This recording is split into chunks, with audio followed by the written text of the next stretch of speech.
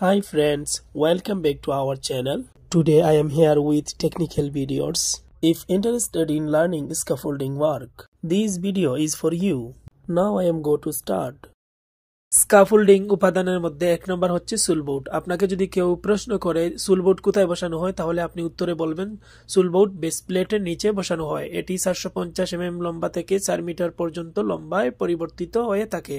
এটি 225 mm প্রশস্ত এবং 38 mm থিকনেস। 2 নম্বর হলো বেস জ্যাক। কেউ যদি প্রশ্ন করে বেস জ্যাক কোথায় বসানো হয়, তাহলে আপনি উত্তরে বলবেন বেস জ্যাক সুলবোর্ডের উপরে বসানো হয়।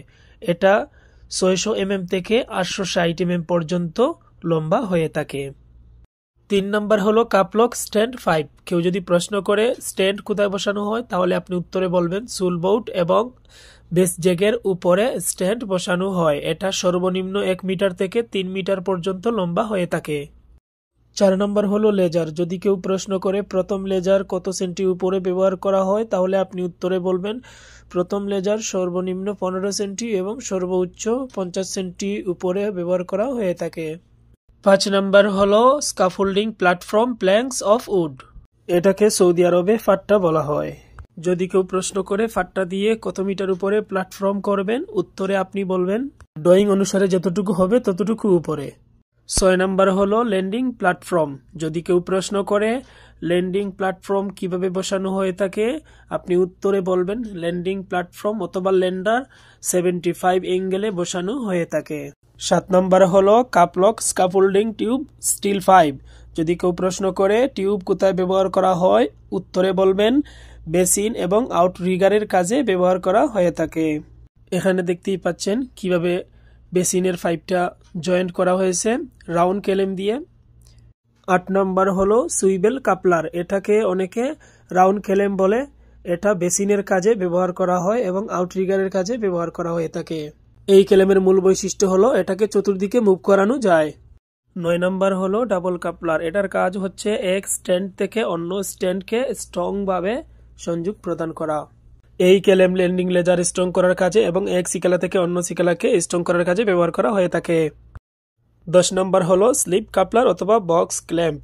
এটা এক টিউব থেকে অন্য টিউবকে সংযোগ করার কাজে ব্যবহার করা হয়ে থাকে। এখানে একটা এক্সাম্পল দেখাচ্ছি। এই যে দেখেন দুইটা পাইপ একসাথে কিভাবে জয়েন্ট করা হয়েছে এবং ভালোভাবে স্প্যানার দিয়ে টাইট করা হয়েছে। ঠিক এভাবে আপনি কাজটা করবেন। 11 নম্বর হলো গ্রাডার কাপলার অথবা বিম ক্ল্যাম্প। এখানে দেখতে পাচ্ছেন বিমের দুই সাইডে দুইটা বিম ক্ল্যাম্প লাগানো হয়েছে এবং নিচে একটি লেজার দেওয়া হয়েছে।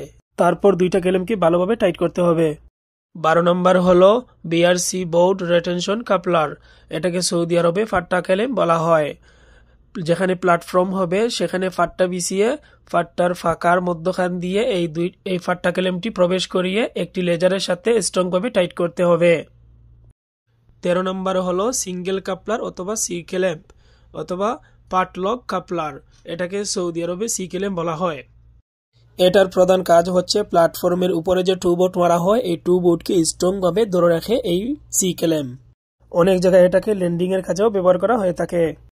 14 নম্বর হলো ল্যান্ডার কাপলার। এই দুই ধরনের ক্ল্যাম্পের বাহিরেও আরো ল্যান্ডার কাপলার আছে। এই ল্যান্ডার কাপলার দিয়ে ল্যান্ডিংকে স্ট্রং করার কাজে ব্যবহার করা হয়ে থাকে। ল্যান্ডার যদি অনেকে না বুঝেন, তাহলে এই ল্যান্ডারকে বাংলাতে মই বলা হয়। 15 নাম্বার হচ্ছে জয়েন্ট পিন।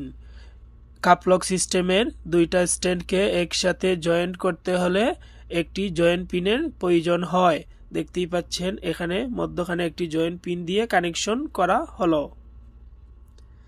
ঠিক এইভাবে আপনিও একটি জয়েন্ট পিন দিয়ে কানেকশন করে নিতে পারবেন। এই ডিজাইনের জয়েন্ট পিনের বাহিরেও আরো অন্যান্য ডিজাইনের জয়েন্ট পিন বাজারে দেখা যায়। 16 নম্বর হচ্ছে সাইড ব্র্যাকেট। এটা প্ল্যাটফর্মের উপরে আউটসাইডের স্ট্যান্ডের সাথে ব্যবহার করা হয়ে থাকে।